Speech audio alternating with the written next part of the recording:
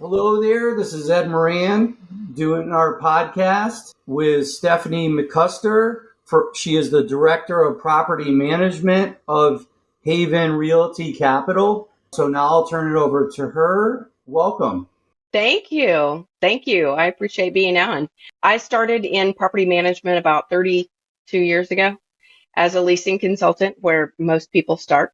I cut my teeth on value add multifamily and, progressed through the natural ranks. Currently, I'm the director of property management, Haven Realty Capital. We do mostly, pretty much exclusively BTR asset class. Prior to that, I was a regional vice president at RPM over multifamily. So I've worked in a couple of different asset classes, actually several different asset classes, and different types of product. So in the last 3 years with Haven, doing BTR has been really interesting to me because it's kind of the marriage between single family and multifamily, because we have entire communities of single family / townhome product that is strictly rental, where we don't do scattered site. All of our communities, we own all of the homes for rental in those communities. So a couple of little challenges, a couple of little fun things. The difference in operating multifamily and operating BTR has presented challenges over the years, but we have conquered most of those now and have a really good process to manage those properties. We plan to do more BTR. The market is what it is right now. It's a little bit difficult on deal flow, and that's not just in BTR. That's everywhere. But we do plan on expanding. And we recently had some clients reach out to us to do third-party build to rent management because there's a little bit of a learning curve in BTR management where third parties concerned. Some of the bigger third-party companies are really having a hard time adjusting to the different way that you have to operate. Can you explain to the audience what BTR management is? Sure. Build to rent. I explain it this way. There's a couple of different ways we come into these communities. Some of these have single family home developers. They're in the development phase and they go, you know what? I don't know that we want to go through the entire sale process. So we say, hey, those houses look really great. I think they make great rentals. And so we buy the entire community on a C of O deal. So as they close, as the home gets built, we purchase the home and we rent the home. We do that for every home in the community. We have a couple where some are for sale that were sold to individuals, and then we have rental, but primarily it's all built to rent. The other way that we come into this is we find a nice piece of land, just like a multifamily developer would, and we say, hey, I think the density would be great here for some single family or, let's say, townhome product. And instead of selling those, we build them and we rent each one. So everything in the community is built to rent, not for sale. Okay, so are they full rentals or do you do some Airbnb type situation? No, Full rental. strictly full rental. For lease rentals. Yeah. The challenge comes in operating that, because just like in multifamily with tertiary market or smaller properties that are, let's say, sub 150 units, you have the challenge of staffing that. And typically in BTR, you're not going to have more than 120 homes in one place. There are some relatively large communities, but typically they're a little bit smaller. So how do you staff that? And we have developed a system for that that's born through running a lot of tertiary market, smaller properties in multifamily, and you have to share services across the personnel. Can you explain that a little Sure. more?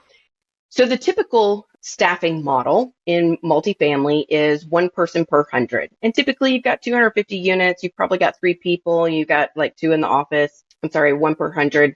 So if I've got 250 units, I've got 1 in the office, or 2 in the office, 1 in maintenance, or vice versa, just depending on how it operates. With our model, if I have 50 homes, I can't very well afford to put a full-time manager and a full-time maintenance for those 50 units.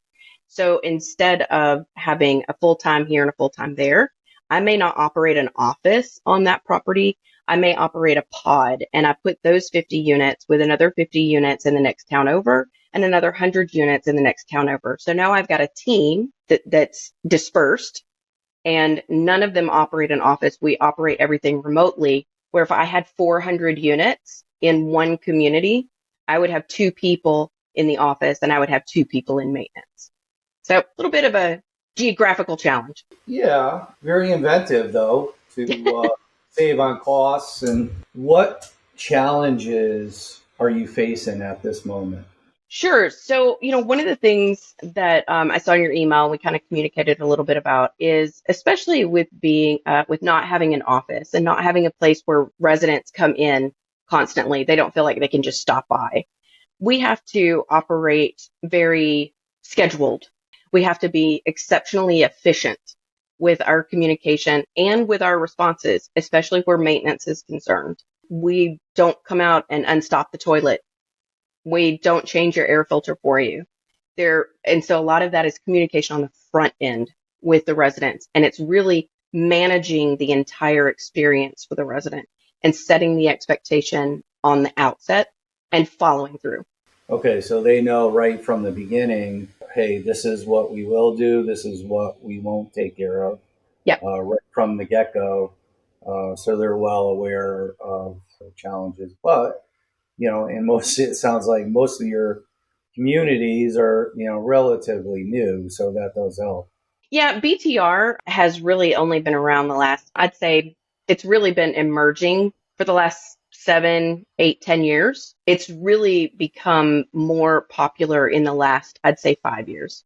What do you think is directing that? Why do you think it's going that way? I think more people are renters by choice. And a renter by choice is they don't have to settle for a box that has a shared wall with the person next door. They can rent and still have a yard, still let the dog run out, still let the kids play and go outside and meet with neighbors instead of having to, bang on the wall and say, shut up. So I think people like the choice. Well, choices are definitely good. It's funny how it's starting to trend that way. Mm-hmm. People really want that instead of owning. Well, it started. Why do you think that is? We see COVID did a lot of things for us as a society. It did a lot of things not great for us as a society, but it opened up, I think, a lot of choices for people. People just discovered that they don't necessarily want to own a home. They don't want to be locked down to one city. A lot more people are working remote. So why would you want to purchase something and be tied to it for 30 years? Why not? If I can rent a house for honestly less than I can own a house right now, why wouldn't I do that and have the flexibility? Right? Does that make sense? It does. Geez, I've even thought about it myself. Well, I'm currently a renter. I'm not a renter by choice. My husband and I sold our house a year ago. We're building. We've been renting for a year and a half now. So it's very interesting being on that side of the fence. It has actually helped shape some of our processes and the way that we approach rentals. Well, it gives you an understanding of the other side, so to speak, of what they're dealing with, mm-hmm. and which helps you. I would imagine putting together your programs and stuff, and how you're dealing with the client per se. Mm-hmm. Well, just in advertising is completely different in build to rent, and folks who are renting single family homes and townhomes, but mostly single family, they're not going to apartments.com. They're going on Zillow. They're going on Realtor.com. There's a lot of other rental outlets, and you're not going to find a whole lot of single family homes on apartments.com. So we had to reimagine the way that we advertise. We're not ILS heavy. We are more local market. Are you having any issues with filling the single family? No, actually, the market is kind of cold. I think the new John Burns study just came out. The market's cooling a little bit, but we haven't seen a real slowdown, certainly not versus multifamily. I'm glad you said that, because the clients I've been talking to That's what's been slowing down. Their fill rate is dropped in some cases like 4 points, like three, Hmm. 4 points. I think the John Burns study was showing 1% or 4% in multifamily slowdown, I think it was, and 1% BTR. I think that's what it was. Don't quote me on that. I might be wrong. I do think, and coming from the multifamily side, and I did have some BTR before I came to Haven. It was really early on, and it was one of those things where I was like, how do we do this? Gosh, what do we do with this? How do we operate this? But I said back then, and I say it today, I don't think multifamily really considers BTR a competitor.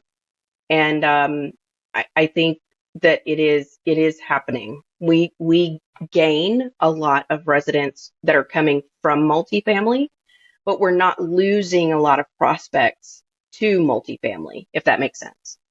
No, that does make sense because, as you pointed out before, there's distinct differences.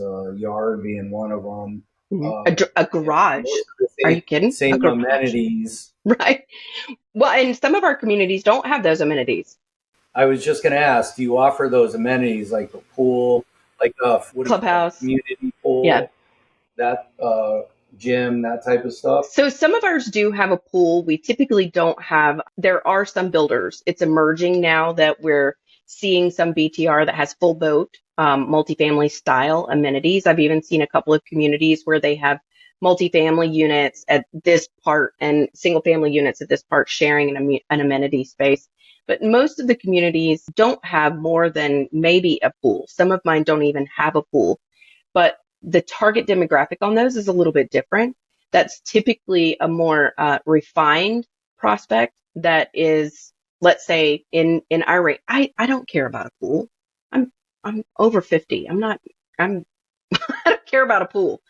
I care about, is my home efficient?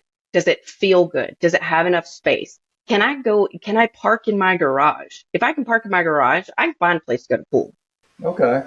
What are your stress points or main issues you're having right now that you're seeing not only in your company but maybe industry wide? Yeah, I think especially in this asset class, and maybe a little bit in multifamily too, I think that the renter is becoming a lot more tech savvy. And like in our company, we say we want the prospect to have the experience they want to have. We want them to be able to tour their way. So we do self-guided tours. We offer in-person tours. We offer virtual tours. We offer everything. People, as a society, people now want more than they had before, but they don't necessarily want you over their shoulder. So I think that that's a very interesting development in our society, and we're trying to respond to that the best way that we can. And I think our prospects come away with an experience that they like. Now, the flip side of that is, and I just had this conversation with a leasing manager the other day, because we've allowed more self-guided tour and we let people to tour their way. What we're missing now is that follow-up, that what did you decide, if you will. If they don't like the home, they're just going to ghost you and you never know why. So we're trying to be inventive with that. And I do think technology today allows people to ghost you, put you on the block list, say, I don't want a call from this person. Don't answer the email, send it to spam. And they just forget that you exist. So I think the entire industry, not just BTR, is having to respond to that. It's hard to adjust if you don't know what to adjust. Yes. Are you experiencing any the renters getting behind or in that area? I am super glad that you asked that question because we, as a company across the board, use a screening company called Approve Shield. I've used a ton of different screening products, a lot of AI. And most of the solutions out there now are 100% AI, which I love AI. Okay. I didn't love AI, but I have come to love the power that it gives you if it is used Yes, in the right way. correctly. But we use a proof shield, and our delinquency rate in our assets is less than 1%. That's our bad debt write off. In an industry where it can be 3, 5%, 1% is exceptionally good. And the reason that we have that is because we have a very stringent screening program. We have a 52% decline rate overall across the company right now, which Okay. is pretty high, but we Yeah. catch a tremendous amount of fraud. We have very specific qualifications on income, and not necessarily fraud, but you can fudge a paycheck pretty easy these days. What you can't fudge is that paycheck matching the deposit in your bank account. And so Approved Shield uses a lot of AI, but a good bit of human touch too. And there's communication there.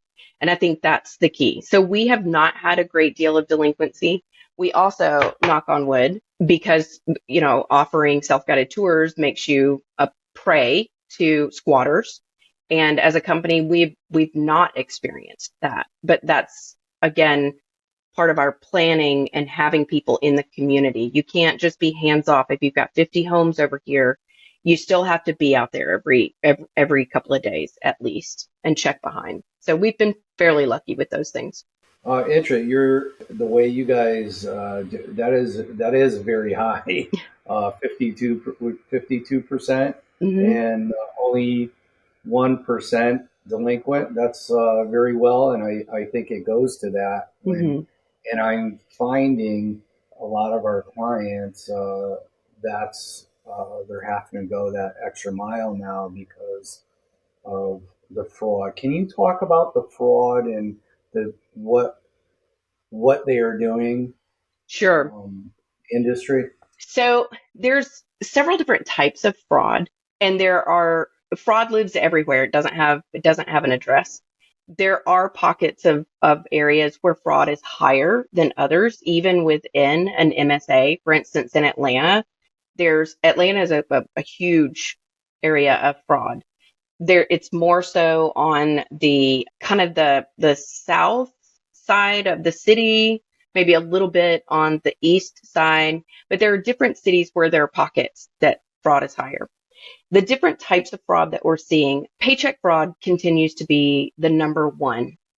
Anybody can go on a template online these days and create a pay stub. And some of the strictly AI document companies, they can catch some of that, a good bit of it. And actually, they can catch some that's not fraud, just it's been deducted as the whole thing.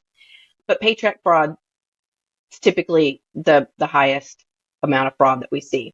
And then there's identification fraud. Believe it or not, and one of the things I tell this story all the time. When we first started Approved Shield, I got back a packet, and it was like, the recommendation was declined for fraud identification. And I was like, but they passed checkpoint ID. Like, I don't understand. We scanned the ID and the ID was valid. But what Approved Shield does differently is they actually go into the Department of Driver Services and they look at the ID that's on file with the state, not just the one that was handed in, or I'm sorry, compare it to the one that was handed in. And when it came back, I was like, huh, that ID is valid, but that's certainly not her picture with the state. So she'd changed the picture on the ID. Maybe she'd found one, a lost one, just changed it and had her photograph on it. So we find identity fraud. You've also got credit, the credit scores. Like, this one is killing me. People who think that you can go out and pay somebody to wipe your credit, doesn't work like that. It doesn't work like that. And typically we'll find that. And when it comes back, it's like, okay, well, with the social that they gave you, they don't have basically any credit. But with the social that comes back attached to their driver's license, their actual driver's license, now that credit history shows that they owe the person down the street $10,000 in rent. They're under current eviction. It's, Really? I mean, Okay. I tell you, if people would put as much effort into living a straight life as they do They creating these feel a lot fraud, better. I know. I was like, gosh. So you have to stay one step ahead of these folks. Yeah, I've from talking to a lot of people like you, I am happy that, like, because I heard a lot about the squatting, and and all that stuff. But the fraud is just, it's It's really, insane. it's crazy. Yeah. Yeah. So would you say, what is your biggest pain point? Is it the maintenance part? Is it like where, like, are you seeing like your biggest issue that you're having difficulty with right now?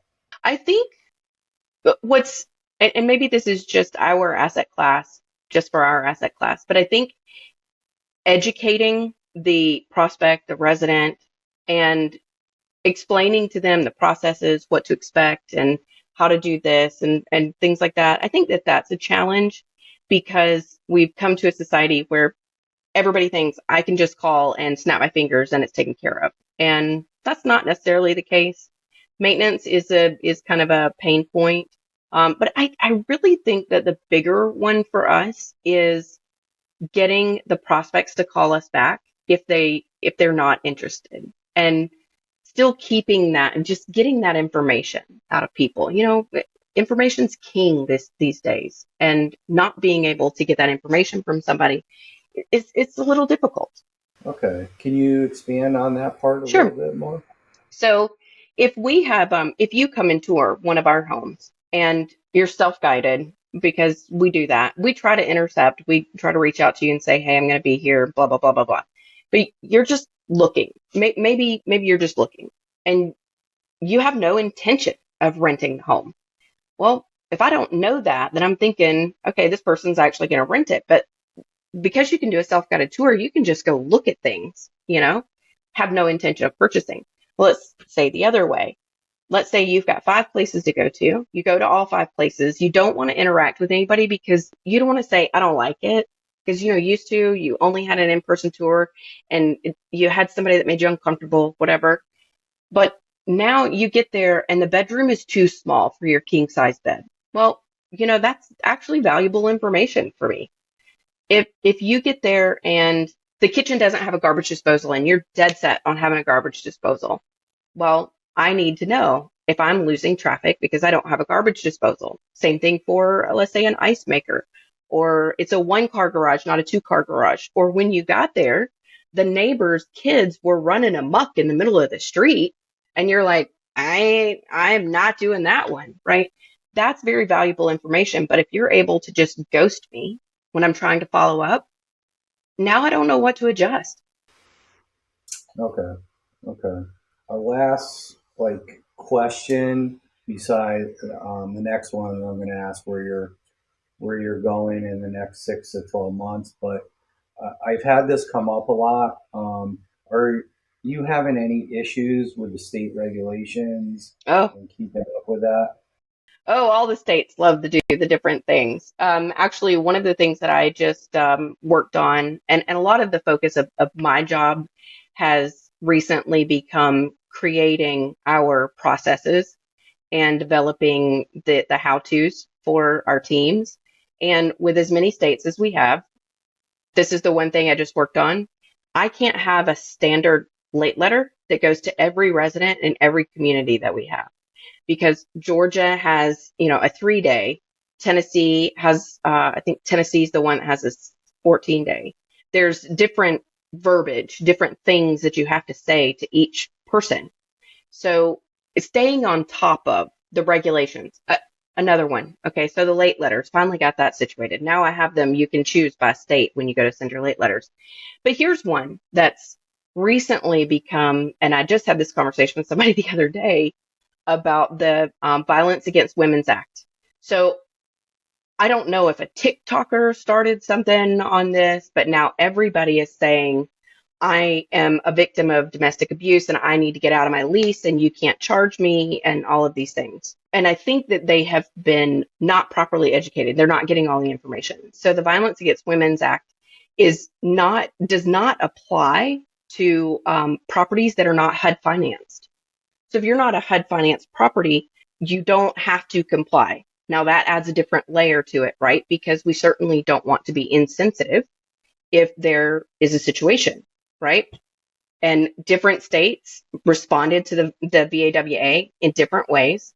So you have to know what your state requires, if you're and especially if you're not a HUD property, you need to know what the state regulation is because it may be more restrictive and it may require you to comply. But you can say to them, I need to have a court order. I need to have a temporary protective order. There are specific things that they have to provide in order to just be let out scot free. And I think that also plays into our on-site teams, and knowing that our on-site teams are getting the education and can actually have those conversations with residents intelligently and say, this is what we can do, but this situation does not apply. And work with them, because again, we want to be sensitive if there is an actual situation of domestic violence, family violence, but we also don't want to overexpose our business where it does not need to be exposed. Thank you so much, Stephanie. Yeah. This is a lot of good information. And last question, like I just preempted before, where do you guys see yourself going? What's your in the next 6 to 12 months? Sure. In the next 6 to 12 months, I mean, everybody's goal is to grow. We need to get through the rest of this year. We need to see what rates are doing. We need to see what the market's going to do in terms of debt and be able to get deals. But I think, like several other people, we'll focus on third party opportunities and opportunities within our asset class, because I do think that there is an emerging market for a third party BTR manager that understands the challenges. Okay, very good. Yeah. All right. Well, thank you.